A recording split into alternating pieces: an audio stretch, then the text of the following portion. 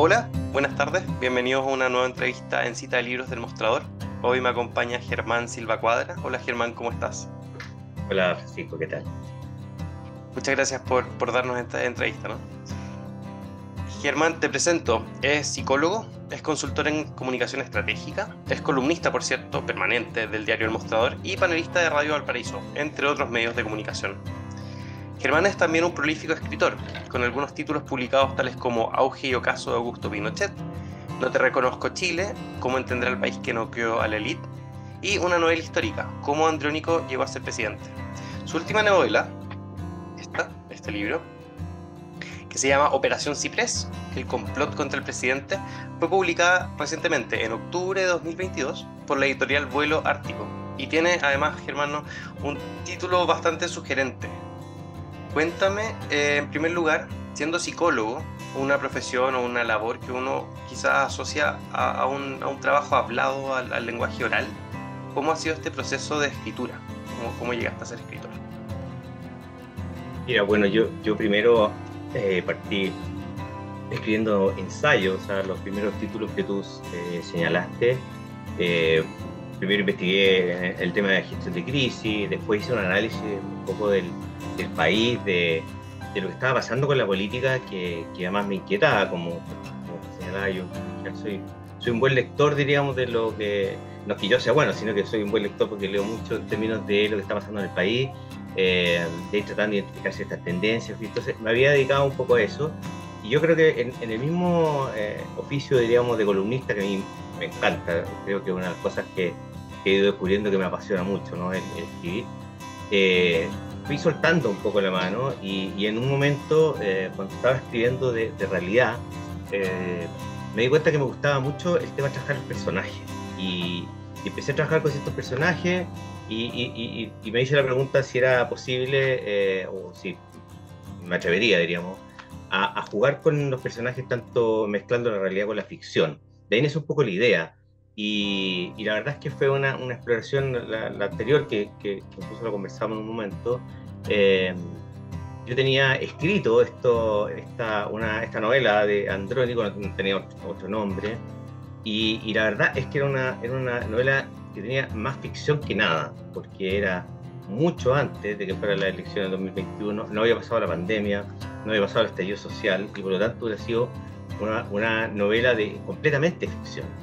Y estábamos muy cerca de publicarla, o sea, teníamos todo listo, y vino el estallido social, y dije, bueno, obviamente que no, creo que la realidad en este caso, que sí supera mucho por lejos de la fantasía, tenía que tomarlo. Creo que era un tema demasiado importante.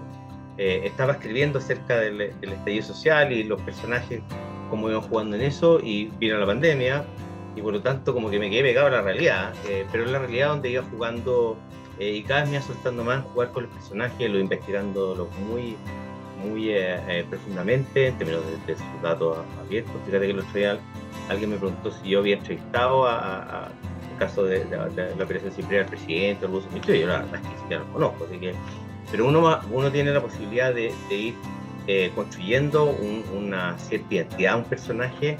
Y yo fui haciéndolo así. Entonces, me gustó el ficcionar, y ¿sabes, Francisco? Lo que más a mí me ha atraído, diríamos, que ha sido dejar la duda de qué cosas son reales y qué cosas son ficción. El otro día alguien me hizo, en un podcast bien conocido, me hizo una crítica que para mí fue, entre comillas, me sorprendió, diríamos, que todo un análisis psicoanalítico respecto de yo cómo había trabajado el personaje de Boyd a propósito de una historia que es completamente real, que yo la saqué de varias entrevistas de su mamá, de cuando él era chico, y tenía una tía media loca, así como media como esta de cuento, un poquito. Yo me imaginaba a la profesora Trelawney de Harry Potter, que lee las cartas y se acerca a los papás cuando Potter era un niño, le dice, este chico va a ser presidente. Entonces lo quedan mirando, le dicen, ¿presidente de qué? ¿Del curso? No, le dice, presidente de la República. Entonces ahí hay un juego, y yo eso no lo ficcioné, era real, diríamos, pero a partir de esa anécdota una persona hace hizo todo un análisis de que había tratado de jugar con el personaje psicoanalíticamente, la relación madre-hijo estaba súper lejos, digamos, de lo que ni siquiera se me ocurrió eso, y la persona dijo, no, porque como él es psicólogo, seguramente no, yo para nada, digamos, ni siquiera se me pasó por la cabeza. Pero de alguna manera sí, eso me demuestra que hay dudas de cuáles historias son reales y cuáles son ficción, y eso lo encuentro súper interesante, por lo menos a mí me gusta mucho, ojalá que a quien lo lee le pase lo mismo. Una pregunta respecto a propósito de los personajes, que son todas personas que están vivas. ¿Cómo ha sido tener que desarrollar personajes y también la trama en una situación bastante cambiante? El libro está dividido por meses, por etapas, digamos, y quizás por temas, cada mes asociado a un tema, de personas que hoy día están quizás en La Moneda, en su casa, en un ministerio. ¿Cómo fue la reconstrucción de estos personajes? Que además no solo desde el punto de vista político, también desde la intimidad de las conversaciones, los miedos, las discusiones entre ellos. Sí. Mira, lo primero es que tú que tienes mucha experiencia en analizar, en lectura y en hacer críticas, diríamos, literarias, es que lo que más te recomiendan en general las editoriales es que no uses los nombres reales, que es lo más común, diríamos, ¿no? Salvo cuando uno hace un libro histórico donde de alguna manera habla de personajes de la historia que han cumplido ciertos roles, que son más o menos roles muy públicos y que están reconstruidos más en el tiempo, post-fact, o sea, cuando ya fueron héroes, ya hicieron algo. Y generalmente son historiadores que tratan de atenerse mucho a la realidad, digamos, a la realidad histórica. Yo el primero me trataba con el del Andrónico, la editorial me trató de convencer de que no usara el nombre y que no usara ningún nombre real, porque la verdad que yo te confieso, Francisco, que en esa novela el protagonista es Piñera, quizás debería haber tenido un nombre Piñera, porque la historia de Andrónico era un juego precisamente para ironizar con la política chilena, pero yo me la jugué y me decía actuar con los personajes reales, con los nombres reales, que tiene harto riesgo, tiene hasta riesgos legales. Y yo como trato de advertir de que esto hay cosas de ficción, ¿sí? Y por otra parte por el riesgo de que pasen cosas muy distintas a lo que va a venir en el tiempo.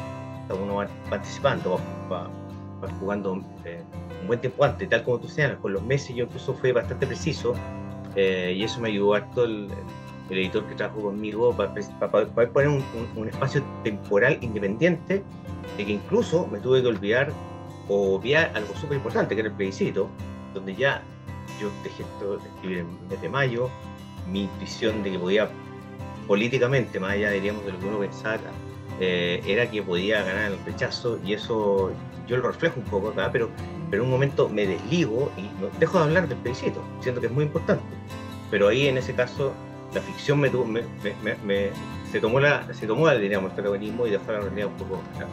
Entonces, con los personajes, fíjate que en este libro en particular es muy fácil, o mucho más fácil, no es muy fácil, es mucho más fácil que el anterior, construir con personajes que son públicos, que tienen una tremenda exposición pública en redes, o sea, el mismo presidente de la República, su pareja Irina Caramano, los ministros, son gente que está todo el día en las redes sociales, que tiene un historial además, que como las redes sociales son imborrables, las barbaridades que uno dijo, y yo he dicho miles de barbaridades, después uno se arrepiente porque tenían otro contexto histórico.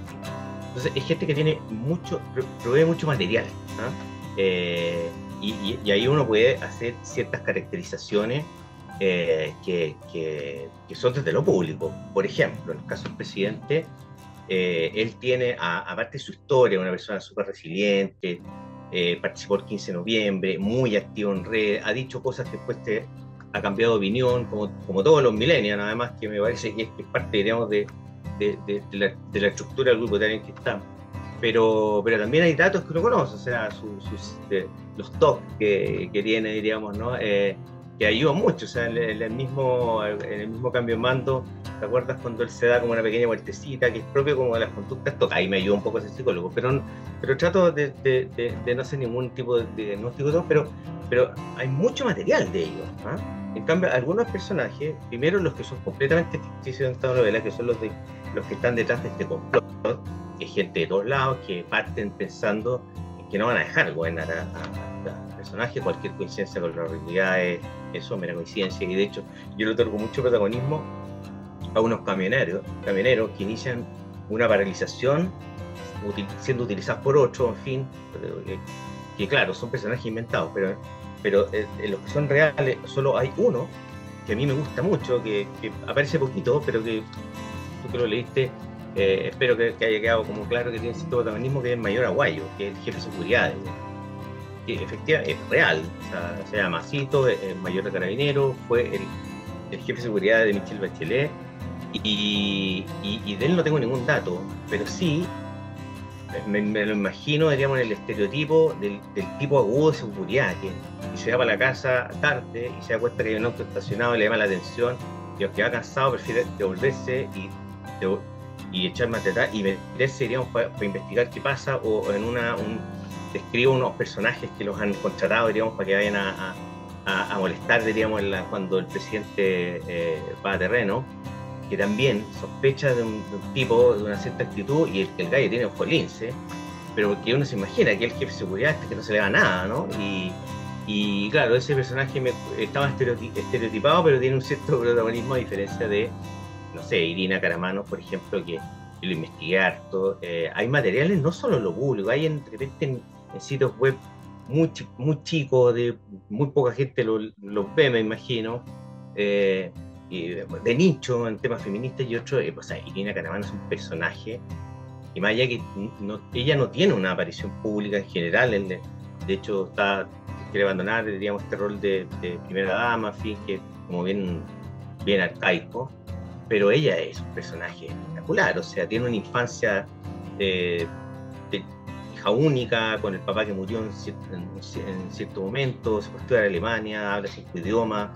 Hay muchos datos que te permiten imaginarte un personaje y construir la psicología del personaje. O sea, yo creo, con mi impresión, siendo él muy extrovertido, el presidente, Irina da la sensación que no lo fuera da la sensación, estamos hablando de personaje público, pero sí se ve que es como muy musa de él, ¿sabes? Como muy inspiradora, que me da la impresión como de la típica pareja que es súper clave en aconsejar al otro, a la otra, y más imaginándose, porque esos personajes son como más fáciles de construir, o por lo menos imaginarse. Quiero hablar a propósito del paro de camioneros que estamos viviendo en este momento. No sé si cuando salga la entrevista vamos a seguir con este paro en las carreteras del país, pero relata ciertas cuestiones en ciertos temas en el libro, como un paro de camioneros, una utilización de un gremio, ciertos momentos de planificación de desestabilización político-social. ¿Tú crees, lo digo con total responsabilidad y espero que la respuesta dé que hoy día hay personas que estarían pensando en la posibilidad de complotar en contra de este gobierno para quitarle estabilidad? Sí, bueno, me voy a salir un poco de la novela, voy a dar una opinión más política, pero mira, yo creo que, o sea, hay datos suficientes para pensar que a lo menos hay personas, no sé si grupos que pueden estar confabulados, digamos, pero sí grupos que expresaron opiniones previo a que asumiera el presidente Boric. O sea, ¿te acuerdas que Diego Chalper, por ejemplo, para decirlo con nombre y apellido, porque en el fondo no hablar solamente como de... O sea, yo tengo un montón de datos, del mismo tema, ser columnista de la radio y todo, y yo, o sea, estoy metido en tema de comunicación, igual uno recibe ciertos datos. Pero Diego Chalper dijo en el mes de enero, en un momento, en un Consejo General de Renovación Nacional, que trascendió, o sea, en enero, acaba de salir, ¿te acuerdas? Dijo algo así como vamos a asfixiarlo, dijo una palabra parecida a eso al gobierno, y dijo, y le vamos a quitar esta fuerza emocional que tiene la convención como un desafío comunicacional, político. Cuando tú tienes ese lenguaje en personas que son diputados, no cabe duda de que deben haber otros con intenciones distintas, mucho más perversas, estilo lo Pancho Malo y otros, de que lo pensaban en serio. O sea, si un personaje público se atreve a decir eso, que es un lenguaje duro, o sea, si uno psicoanalíticamente era, o sea, lo que dijo Chalper es digno, diríamos, de un estudio, diríamos, psicoanalítico, Pero yo creo que hay gente que, como digo, no sé si se han confabulado, como yo me lo imagino, diríamos, en la novela. Escucha, hoy día, cuando leía estos días el paro camionero, decía, no hay que pensar a alguien que está dateado, pero porque en el fondo ellos utilizan una cierta maquinaria, una cierta forma de presión en la novela, donde otros saben esto, entienden esto, y buscan, diríamos, articularlo, financiarlo, movilizarlo para generar una cierta, lo que es inmanejable con un gobierno que quedó demostrado en el gobierno anterior. El paro camionero, o sea, Piñera no pudo hacer nada. Dos paros, el del sur, ¿te acuerdas donde estaba Víctor Pérez? Que en el fondo estos gallos hacían asado en la carretera y llevaban hasta toplera y tenían bloqueado todos los caminos y nadie decía nada. Y parecía, a propósito, que la oposición decía, que no hay Estado, no sé qué, pero ahí tampoco había Estado. Y después, cuando en el norte, después de un lamentable asesinato de un chofer, ¿te acuerdas que lo tiraron incluso por un puente, una cosa bien dramática, unos inmigrantes ilegales, que obviamente además despertó la furia de la gente, que en el norte es complicado? Yo viajo permanentemente al norte y ahí la mirada que hay de la migración es bien dura. Y claro, entonces en ese momento el gobierno de Piñera, que era al final de su gobierno, tampoco pudo hacer nada. Entonces los camioneros saben que nadie les va a impedir hacer algo. O sea, ahora el gobierno, entre comillas, ¿qué es lo que uno esperaría del Estado? Si yo protesto, y perdona que me haga un poco en eso, pero si yo protesto porque me suena la encina, que es lo que están protestando los camioneros con todo derecho, o que tienen problemas de seguridad en las carreteras, o sea, eso que nos suena la encina es un problema que tenemos todos los chilenos. Podríamos todos salir a protestar contra el TAC, contra la encina. Lo que pasa es que ellos protestan y al poco rato tienen un acuerdo para que no les suba el combustible en 90 días. A mí me parece que eso falta, y me parece que es porque esos grupos saben que tienen mucho poder. Bueno, el 72 fue el inicio del fin de Allende, diríamos. O sea, el paro del camionero, que están casi los mismos dirigentes, fue lo que inició todo esto. Entonces, como te digo, yo no tengo pruebas, no tengo certeza. He escuchado, sí, de gente que tiene alguna mala intención o que desde el día 1 dijo, mira, yo sí he escuchado a gente en distintos círculos, que uno se puede decir, al comienzo del gobierno de Boric, no dura 2 años. Y lo decían en reuniones sociales. Yo por mi pega así como consultor, de repente me tengo que conversar con gente de distintos ámbitos. La gente te decía así como, sin problema, no va a durar 2 años.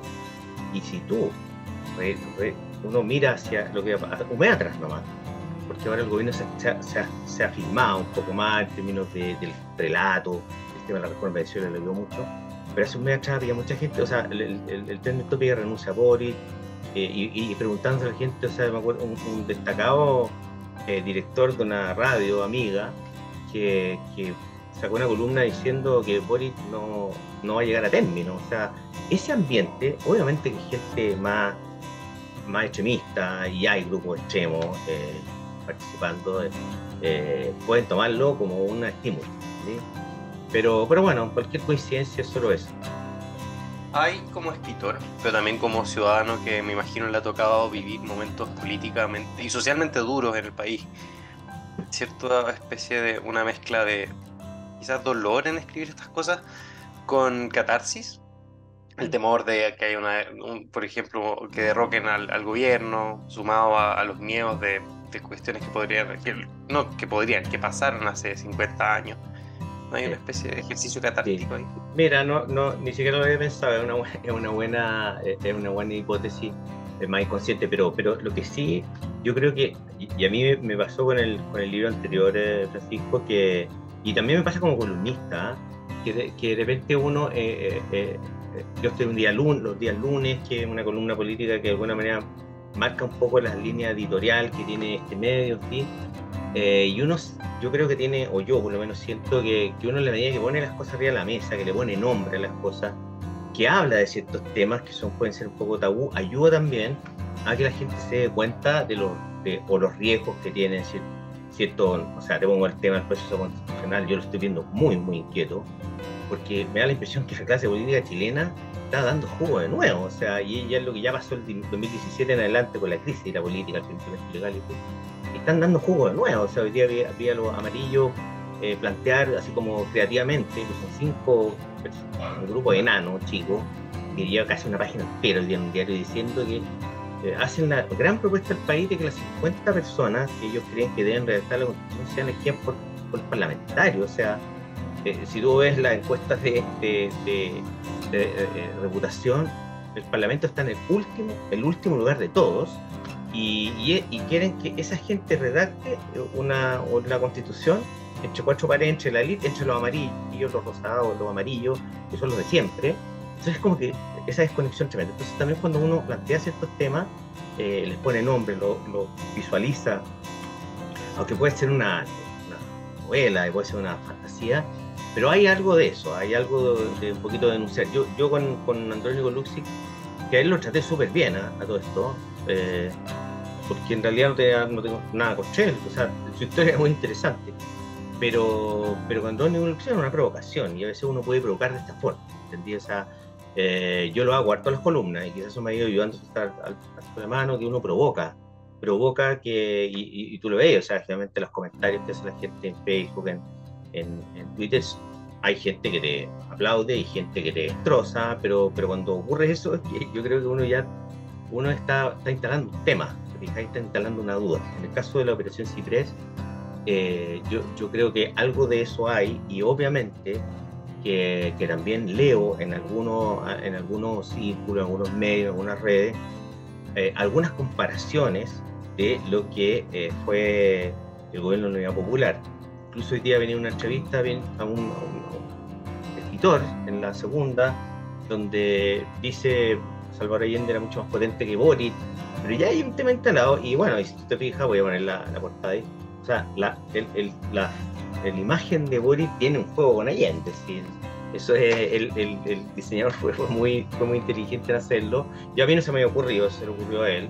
Yo había pensado algo súper simple, un arbolito ciprés, que fue la campaña, por eso se llama así la Operación Ciprés, porque estos complotadores no saben qué nombre ponerle, y para hablar en clave le ponen Operación Ciprés, son como muy obvios también, es un juego irónico. Pero imagina un arbolito con el presidente arriba, pero es un juego.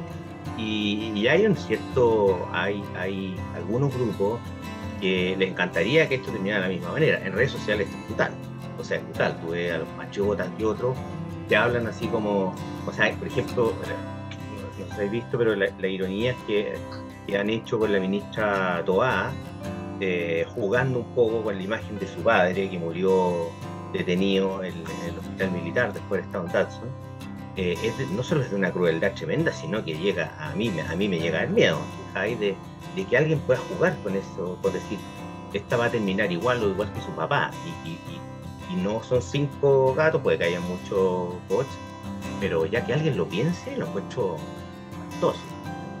Entonces, me pasa leyendo el libro y escuchándote, y sobre todo analizando lo que cuentas sobre redes sociales y las reacciones de la gente, que quizá yo me sentí un poco en blanco, como flotando en un espacio donde no me doy cuenta quizás lo que está pasando, y que aquí hay un libro que no necesariamente hace una denuncia concreta sobre un hecho que exista, pero sí es una literatura quizás de advertencia, como las democracias se ven expuestas en determinados momentos a riesgos y peligros. ¿En qué te inspiraste? ¿O qué leíste? ¿Revisaste otra literatura de este mismo estilo en otros países, quizás, o en este mismo país, para producir este libro? Mira, no, la verdad no. Sí, investigué un poco. El editor que me ayudó en esto, que trabajé con él desde Valencia, me mostró una novela que jugaba mucho con el tema de la realidad, no recuerdo el nombre de este rato, pero que jugaba un poquito con algunos personajes reales. Y sí, fíjate que hay algunos, sí, cuando investigué harto el asesinato de Schneider. Puede parecer nada que ver con la novela, pero hay esta gente que ha escrito del tema de Schneider. Hay libros más históricos, hay cosas medias noveladas también, de cosas publicaciones bien acotadas, diríamos, porque también tiene que ver con el tema. Y yo fíjate que ahí tuve una cierta inspiración, lo reconozco, al repasar algunos de los personajes, como el cabro Bulne, el rol de Caradima en eso, que es como medio conocido, pero si Caradima después fue estrella de la pedofilia, este gallo antes escondió en la iglesia del Bosque a los que habían disparado unas horas antes en donde fue el atentado, que fue ahí en Vespucio con Martín Zamora. Y revisé ciertas cosas escritas, como digo, y me dio un poquito de inspiración pero en general no. Mira, es mucho más simple, Pancho, esto. Fíjate que yo la verdad, para serte súper honesto, es que seguí escribiendo, le di como continuidad al tema de Luxi, la verdad, porque yo llegué hasta varios meses antes, que era la elección.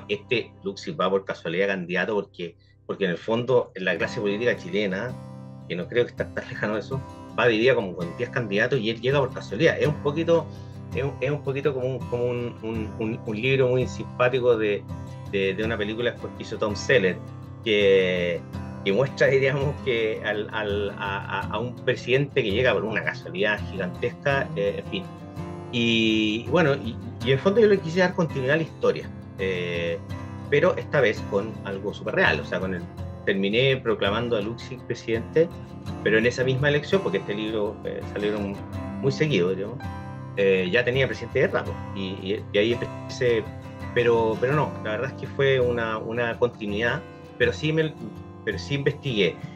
No he encontrado muchas cosas acá en Chile que hablen como personajes reales, tampoco he encontrado alguna novela de algún presidente en ejercicio, la verdad, no sé, a lo mejor hay, pero yo no lo he encontrado al menos. O sea, alguien que haya escrito, no sé, de Alessandri o el propio Allende o de Elwin o quien sea, mientras estaba, diríamos, en el poder. E incluso ni siquiera hay muchos libros históricos, porque en general todas estas cosas se hacen después de que las personas o salen o se mueren. Y me da la impresión que es un experimento que parece ser que no hay otros que hayan estado, no lo sé.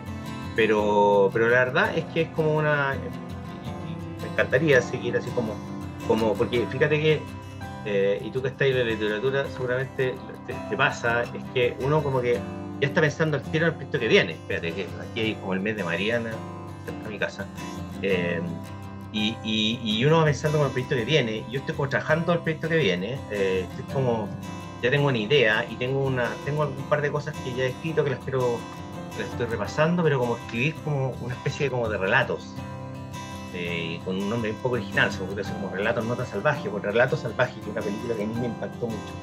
Pero estoy pensando en el próximo proyecto, pero la verdad tengo la duda de seguir por la historia, ¿me entendí? Como la historia, porque va a haber otro presidente que ya me imagino quién podría ser, o quiénes podrían ser por los procesos políticos acá, que el populismo, como los grupos extremos se van posicionando, en fin. Entonces, pero espero que sea una historia continua. Lo hago porque lo encuentro entretenido, porque me gusta, y como digo, si uno puede aportar además, y hay gente que le gusta, es fantástico. Germán, para concluir, me gustaría preguntar, ¿qué estás leyendo? ¿Qué podrías dejar una recomendación, algún libro que te haya llamado la atención en el último tiempo? Sí, mira, en este momento, ahora no, acabo de terminar un libro que es súper técnico de comunicación estratégica de Paul Argenti, que es como un tratado, y es muy largo, así que lo acabo de terminar, pero sí estoy buscando el último libro de, ¿cómo se llama este historiador? Que acaba de sacarlo, acerca del 18 de octubre. Ya me fue. De Salazar, de Salazar. No recuerdo el nombre ahora, que de hecho estuve en la librería Lolita buscándolo, no se había agotado. Pero sí, fíjate que me quedé muy, muy motivado, lo leí, lo vi en una entrevista en Vía X. Hace un análisis espectacular de las razones por las cuales él cree que ganó el plebiscito, ganó el rechazo. Me parece que me encantó como lo relata. Él me encanta, yo lo he leído, y encuentro que es un historiador, pero de nivel número uno, con todos los sesgos que a algunos le cargan, pues comunistas, ¿sí? Pero encuentro que es un gran analista. Así que ese es el libro que voy a buscar. Se me fue el nombre ahora, pero sí creo que es una muy buena. ¿Sabes por qué, Francisco? Porque creo que nosotros necesitamos un poco saber qué pasó acá. Yo estoy tratando de preguntármelo, yo de repente me toca exponer en algunos lados, la gente te pregunta, de hecho estuve en un foro hace poco con gente afuera, la gente te pregunta qué pasó, es como los argentinos hoy día, qué pasó diríamos con Arabia Saudita, te fijáis que es como que, ¿qué pasó? O sea, ¿qué le pasó a este equipo que es el mejor del mundo? Bueno, y acá nos pasó algo muy raro en 3 años, que tuvimos el estallido social, la gente quería que todo fuera solidario, quería aportar parte de su pensión, que gane el sistema, y ahora nadie quiere eso, todo el mundo quiere llevárselo para la casa nomás. Pasó algo muy potente, o sea, tuvimos una elección, o sea, un plebiscito con 80% a favor, con 60% en contra, entre medio, la elección de 155 convencionales, donde los partidos hicieron el ridículo, o sea, la DC sacó un convencional, y ahora resulta que los partidos políticos están administrando todo lo que viene para adelante. ¿Sí?